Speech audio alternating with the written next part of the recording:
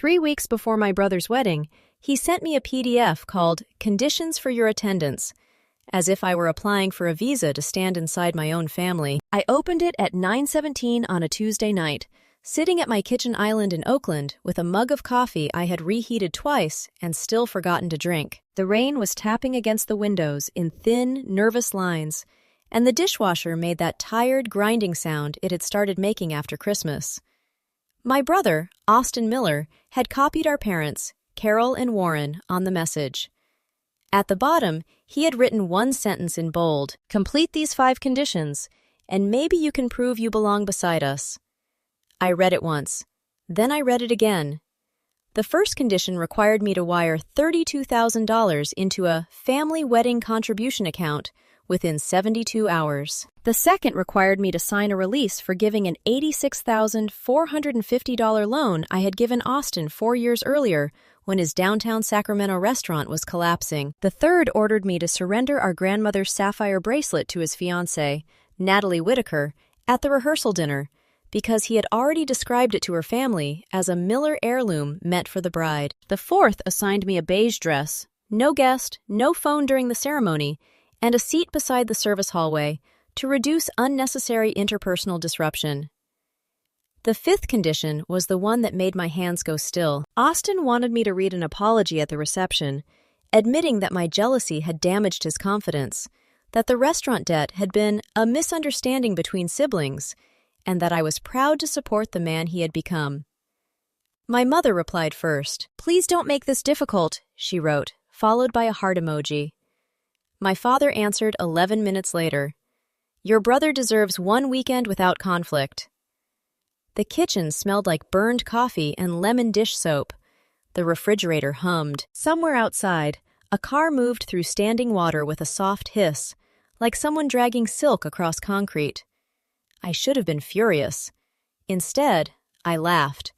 Not because anything was funny, but because sometimes your body finds the only sound that will keep it from breaking. Austin had not asked me to attend a wedding.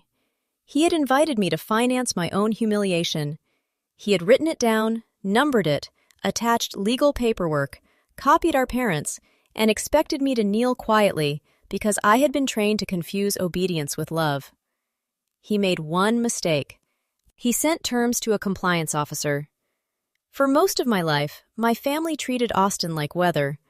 Storms happened, damage happened, cleanup happened, and nobody wasted time blaming the sky. When we were teenagers, he took Dad's Ford Ranger after drinking at a graduation party, backed it into Mrs. Calder's stone mailbox, abandoned it 2 blocks away, and called me at 2:13 in the morning, crying so hard I could barely understand him. I helped him push the truck behind the garage and let my parents believe I had taken it. I lost my license for 6 months. I paid $1,870 in repairs. Austin promised to pay me back by August. He never did. At 26, he decided he was not meant to work for other people and opened a small restaurant called Alder House. Our parents called it bravery. I called it a spreadsheet with no revenue model and a $9,400 espresso machine. When his payroll failed, Mom told me that refusing to help would destroy him emotionally, and Dad said I was the only person in the family with real financial discipline. That was how they praised me. They turned my stability into a family utility. I loaned Austin $86,450 under a written repayment agreement drafted by my attorney, Lauren Hayes. He made 4 payments, missed the next 3, and stopped answering emails. The restaurant closed after 14 months. Austin blamed the landlord, the chef, the health inspector, rising beef costs, the weather, and the fact that Sacramento didn't understand elevated comfort food. He never blamed the leased Range Rover charged to the business. He never blamed the private parties where his friends ate free. He never blamed the $18,200 wine inventory that disappeared 2 weeks before closure. Our parents asked me to forgive the debt. I said no. I did not sue him then. I told myself I was protecting the family from a permanent rupture, although the truth was uglier and smaller. I was tired of being called selfish. I was tired of hearing my mother's voice drop into that wounded tone that made every boundary sound like cruelty. I was tired of being the daughter who could be trusted because I never made anyone uncomfortable enough to change. Peace was expensive. I kept paying for it. Natalie entered the family 2 years later. She was polished, kind, and careful with words, the kind of woman who could disagree without raising the temperature in a room. Her family owned Whitaker Commercial Builders, a construction company with offices in Fresno, Irvine, and San Jose. Austin told her the restaurant had been a small setback, that I had invested voluntarily, and that our family had more money than we liked to discuss. None of that was true. By the time they announced their engagement, the wedding had become a 3-day luxury event in Santa Barbara. Private shuttles, imported flowers, a string quartet, monogrammed linen, a welcome dinner overlooking the water, and a reception at a restored Spanish estate with hand-painted tile and a fountain in the courtyard. My mother spoke about the arrangements as if Austin had built the estate himself with his bare hands. 2 months before the wedding, he asked me casually for $20,000. I refused. He smiled in that calm, polished way he had perfected when he wanted to look generous in front of strangers. "No pressure," he said. "I just thought family might want to participate." 3 weeks later, the conditions arrived. At first, I thought the release was only about the restaurant loan. Then I reached page 4. The clause was buried under harmless language about emotional closure and family goodwill. It stated that I acknowledged and approved all prior financial commitments, guarantees, contributions, and obligations made on behalf of the Miller family wedding project, whether written, verbal, implied, or executed by family representatives. The phrasing was too broad to be accidental. Austin was not asking me to forgive the past. He was asking me to absorb something I had not discovered yet. I forwarded the PDF to my closest friend, Brooke Evans, with one sentence. "Tell me I'm not imagining how wrong this feels." Brooke called in 40 seconds. She was a corporate controller, which meant she could find panic inside a footnote. She read silently for several minutes while I listened to her breathing change. Then she said, "Do not reply. Do not call your mother. Do not warn him that you noticed the language. Pull your credit report tonight." The room went very quiet. I checked all 3 bureaus. My mortgage looked normal. My credit cards were clean. Then I found a hard inquiry from a lender called North Coast Capital, dated February 18th, 10:44 a.m., 6 months earlier. The inquiry related to a company I had never heard of, Harbor and Vine Events, LLC. I searched the California Business Registry. Austin was the managing member. My name did not appear on the public filing, but the mailing address tied to the application was my old apartment on Telegraph Avenue. Austin had been there dozens of times. He had helped me move out, held boxes marked tax documents, and joked that my label maker was the most intimidating thing he had ever seen. At 11:28 p.m., Brooke said the words I already knew were coming. "Call Lauren." Lauren Hayes had prepared the original restaurant loan agreement. She did not waste language when she was angry. By 8:05 the next morning, she had my authorization, the release, Austin's email, and copies of my tax documents from the old loan file. By noon, she had contacted North Coast Capital's fraud department. By 3:40, she called me into a video meeting and told me to close my office door.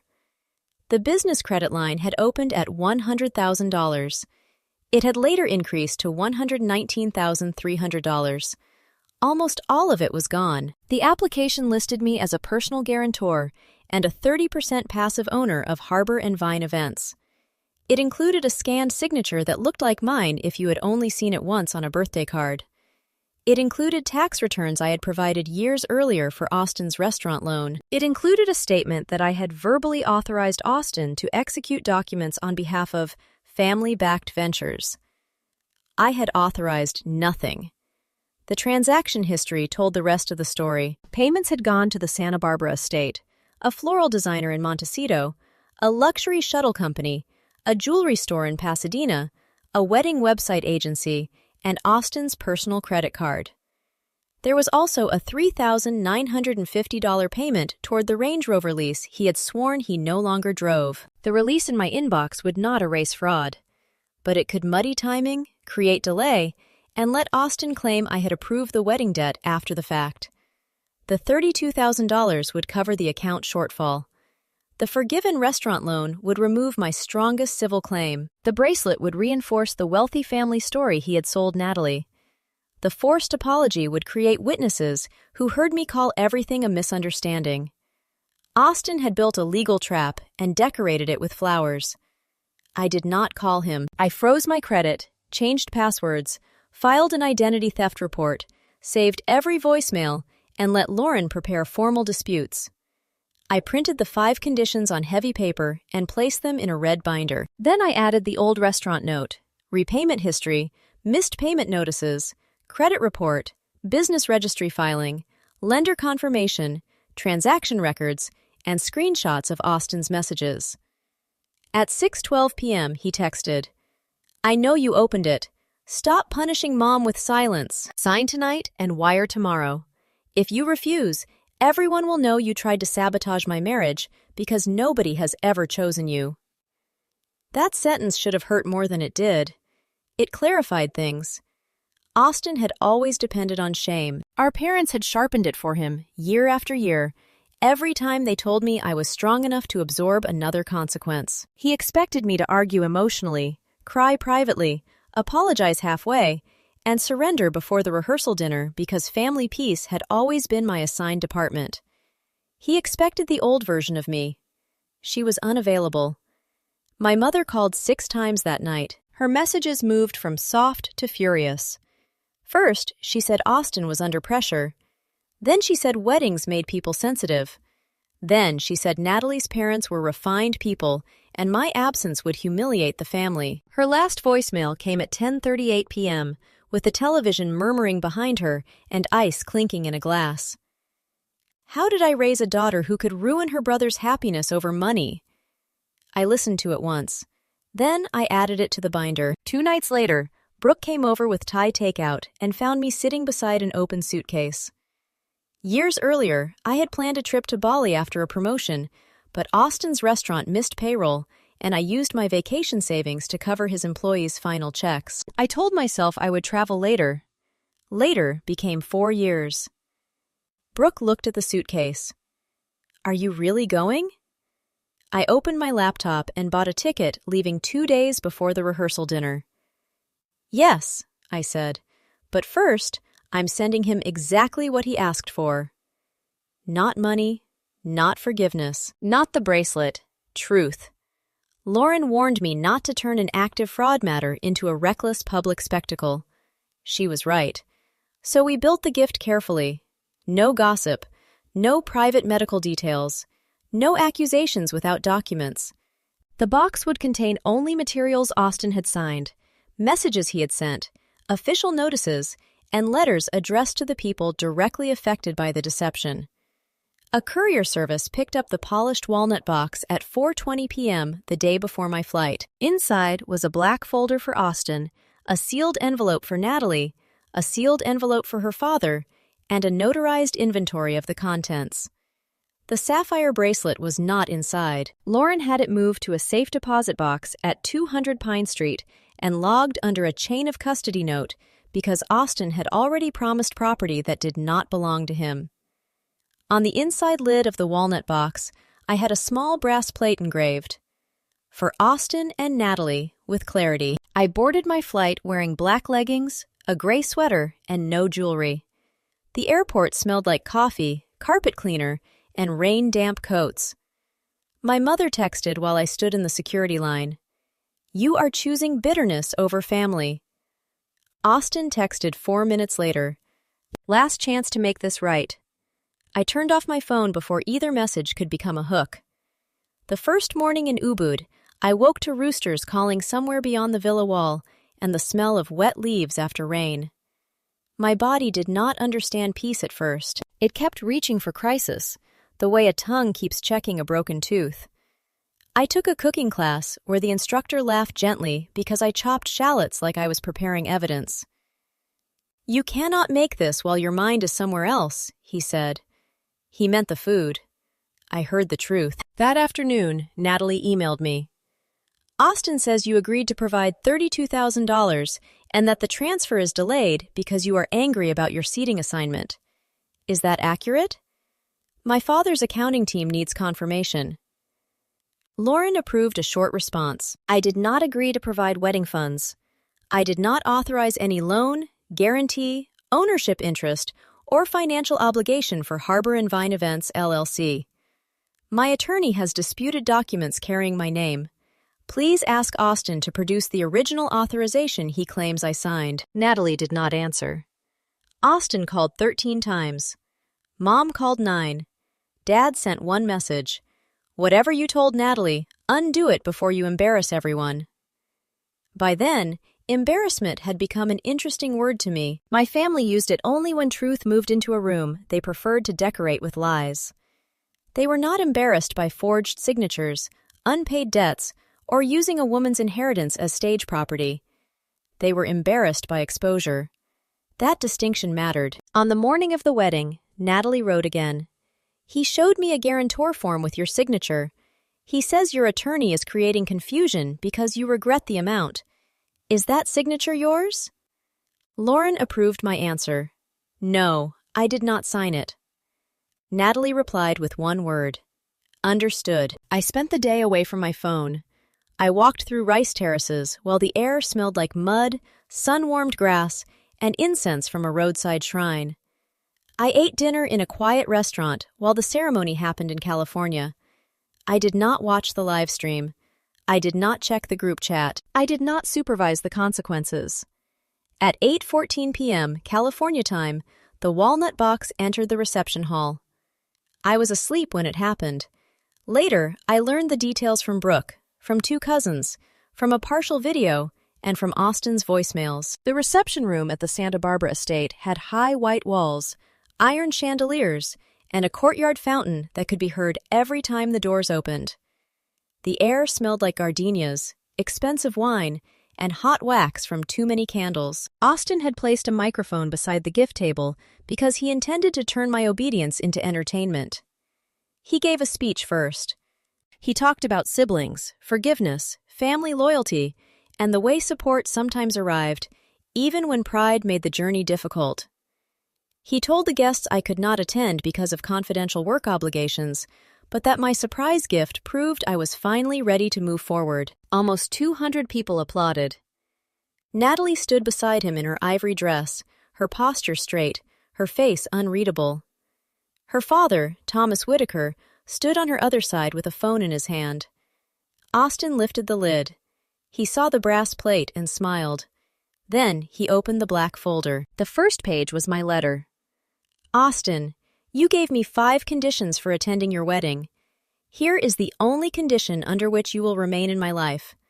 You will never again use my name, money, signature, property, or silence. Beneath it was the identity theft affidavit. According to Brooke, his smile did not fade. It disappeared all at once, like someone had cut power to a sign. He tried to close the folder, but Natalie saw Harbor and Vine Events printed across the second page. She reached for it. Austin pulled it toward his chest and laughed in that soft, artificial way he used when panic needed a costume. Private family paperwork, he said into the microphone, which was still live. The room quieted. Thomas Whitaker asked, What paperwork? Austin said, Nothing relevant tonight. Then Natalie picked up her sealed envelope. Austin whispered something to her. The video did not catch the words, but it did catch her answer. Do not touch me. She opened the envelope with hands that stayed remarkably steady. That is the detail everyone repeated. Natalie did not scream, cry, throw flowers, or slap him. She stood beside the gift table and read. The fountain kept running outside. A fork hit a plate somewhere near the front table. The string quartet stopped between songs and did not begin again. Silence became the loudest thing in the room. Her envelope contained my written denial, the disputed guarantor form, the lender's fraud contact, the transaction list, and Austin's 5 conditions. Thomas read over her shoulder. His expression changed before Austin understood that his audience had shifted. These were not relatives trained to protect him. These were business owners, attorneys, accountants, vendors, and witnesses, people who knew paper. Austin said I had verbally approved everything and become unstable over money. Natalie looked at him and asked why, if I had approved everything, he needed me to sign a retroactive release 3 weeks before the wedding. He said families handled things informally. Thomas asked whether Austin had used my tax returns to obtain the credit line. Austin said, "You don't understand our dynamic." That was the wrong answer. My mother approached the table then. Her champagne glass was still in her hand. She said siblings often signed things for each other, and that I had always been controlling about money. She tried to smile at Natalie, as if charm could blur a felony. Then Natalie read Austin's text aloud. "If you refuse, everyone will know you tried to sabotage my marriage because nobody has ever chosen you." Mom stopped smiling. My father said, "This is not the place." Thomas Whitaker answered, "Then your son should not have opened it here." Austin turned red. He accused me of staging revenge because I could not stand seeing him happy. He said Natalie's family could easily cover the debt once the marriage was official. He said everyone was overreacting to paperwork. Several guests heard him say, "That's what family is for." It sounded different in that room. For years, that sentence had been used on me like a hand on the back of my neck. Spoken into a microphone in front of people Austin could not manipulate, it revealed itself. It was not loyalty. It was entitlement wearing a borrowed suit. Natalie left before midnight with her parents. The wedding coordinator eventually asked Austin and my parents to leave after he argued with staff and demanded access to unopened gifts. He searched for the sapphire bracelet, but it was never in the room. At 12:31 a.m., he left me a voicemail so loud the audio distorted. "You planned this because you wanted her to leave me. I hope Bali was worth destroying your only brother." I forwarded it to Lauren when I woke up. His next message warned that I would regret humiliating him. That went into the file. 4 days later, his tone changed. He offered to forgive me if I withdrew the fraud claim, canceled the restaurant debt, and told Natalie I had verbally approved the guarantee. He offered no apology, not $1. A week later, he cried in a voicemail and said he might lose his condo, his career, his marriage, and everything he had worked for. I listened once because I needed to hear the final proof. Even then, Austin believed consequences belonged to the person who exposed him. He did not regret using my identity. He regretted losing control of the story. Then I blocked him. The legal process lasted 11 months and 19 days. North Coast Capital removed me as guarantor after its internal review, froze the Harbor and Vine account, and referred the suspected forgery to investigators. Lauren filed a civil action to recover the restaurant loan, legal fees, and damages tied to the fraudulent guarantee. Natalie filed for an annulment based on fraud and misrepresentation. Whitaker Commercial Builders terminated Austin from the business development position he had received through the engagement. Their internal review found inflated client lists, invented future commitments, and 2 emails where Austin implied Whitaker funds could be used to stabilize Harbor and Vine after the wedding. One email contained the sentence that finally changed my parents' faces when their attorney showed it to them. My parents sign whatever I put in front of them. That sentence did what my pain never could. It made them understand he did not see family as people. He saw us as available collateral. I had been the first account he drained, not the only one he planned to use. Austin eventually accepted a plea agreement involving forgery, fraudulent use of identifying information, and false statements on a lending application. He avoided prison because he had no previous convictions and agreed to restitution. But the sentence was not gentle. He received supervised probation, 420 hours of community service, mandatory financial ethics counseling, and restrictions preventing him from managing client funds or signing business credit documents without oversight. His condo was sold. The Range Rover disappeared. Proceeds repaid part of the credit line, part of my original loan, and part of my legal fees. Natalie's annulment was granted. The social circle that had admired Austin's successful image vanished once the invoices, screenshots, and court filings became more interesting than his stories. His downfall did not come from a magical folder hidden inside a wedding gift. It came from signatures, timestamps, account statements, emails, IP logs, and choices he made because he believed I would remain silent forever. I stayed in Bali for the full trip. I did not return early to manage the crisis, explain Austin to Natalie, calm my mother, or soften my father's embarrassment. At first, doing nothing felt cruel because I had spent years as the family's emergency generator, turning on whenever Austin knocked out the power. Then I remembered I was not doing nothing. I had reported fraud. I had protected my finances. I had placed the case in professional hands. What I refused to do was rescue the man who created the fire and then accused me of making smoke. Near the end of the trip, I visited a small temple where offerings were placed with flowers, rice, and quiet hands. My guide said offerings were expressions of gratitude, not payments demanded in exchange for love. I thought about every sacrifice my family had renamed a gift. Money given under pressure is not generosity. Silence demanded through threats is not loyalty. Humiliation accepted to preserve someone else's image is not peace. It is erasure. When I returned to California, Brooke met me at the airport with coffee and no dramatic questions. I unpacked. I went back to work. I met Lauren in a conference room that smelled like toner, paper, and the peppermint tea she drank during difficult cases. The red binder sat between us, thicker than it had been 3 weeks earlier. "This is not over," she said. "I know." But something in me was. The old obligation was over. My parents tried to reach me through cousins at first, then through emails, then through a letter my mother wrote on cream stationery, the kind she used for sympathy notes and thank you cards. She said she was devastated. She said she did not understand how things had gone so far. She said Austin had made mistakes, but public exposure had been unnecessary.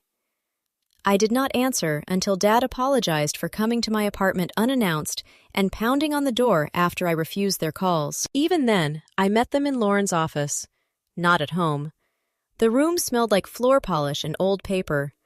A clock clicked above the framed certificates. My mother cried before she sat down. My father looked smaller than I remembered, not frail, just stripped of the certainty he had worn for decades. They did not ask me to forgive Austin. That was new. Mom did not say blood was thicker than money. That was newer. Dad said, "We trained you to manage him." I waited. Mom stared at her hands, and we trained him to expect management. That was the first honest thing either of them had said in years. I did not restore the old relationship. I created terms. They could not deliver Austin's messages. They could not discuss his financial problems. They could not ask me to reduce restitution. They could not appear at my home without permission. They could not call my boundaries punishment just because they preferred access. If they violated those rules, the conversation would end. Mom cried harder. I did not change the rules. Over time, she learned that boundaries were not cruelty. They were the cost of having a relationship with a daughter who no longer functioned as a family insurance policy. Dad learned slower, but he learned. The first time he said, "I don't want to put this on you," and then actually stopped talking, I nearly laughed from surprise. People can change, but not because you keep paying their debts. I recovered most of the $86,450 through the condo sale, the restitution schedule, and liquidation of Austin's remaining assets. Legal fees took part of it. The final number mattered less than the formal judgment stating that the debt had always been real.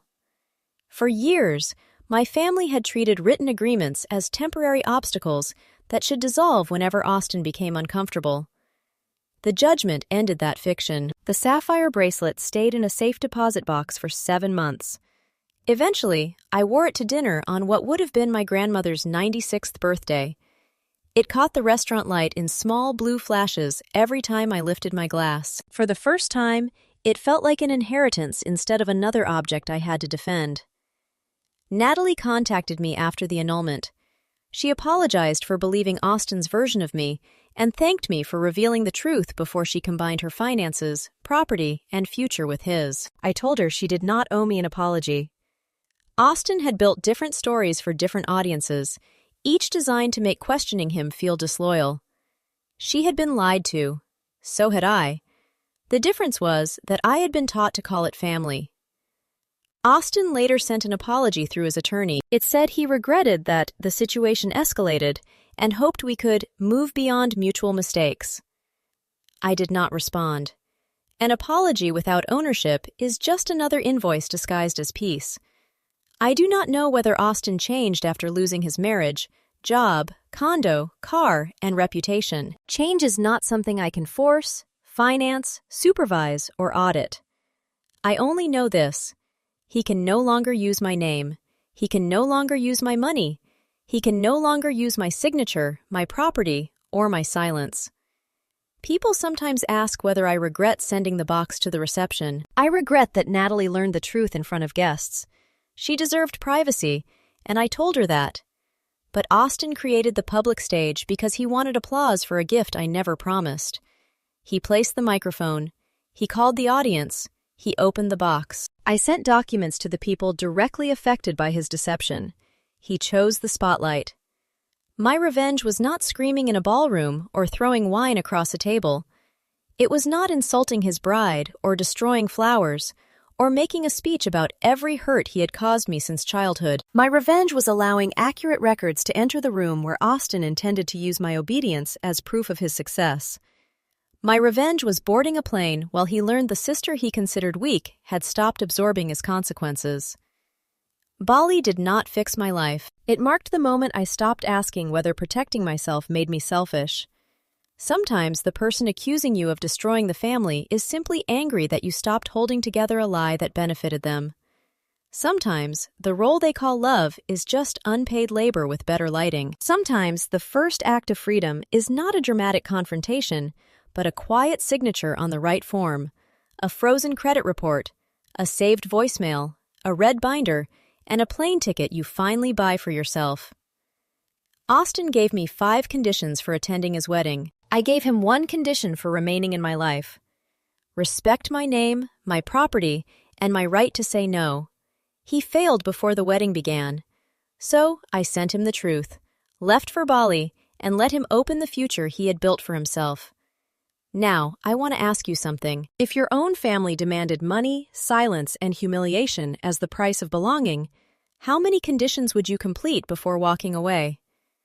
Would you attend the wedding, confront him privately, or send the same gift I did? Comment your age and where you are watching from, and tell me what you would have done. If this story made you feel something, subscribe to the channel, because the next story will prove again that sometimes the quietest person in the room is the one holding every receipt.